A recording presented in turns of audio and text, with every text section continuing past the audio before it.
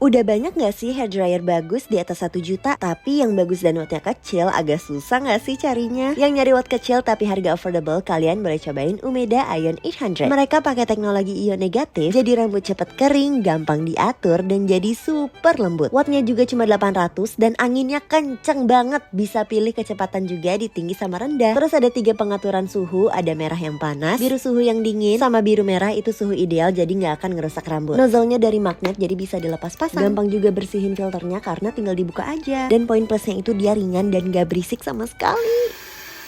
Ini worth to buy sih.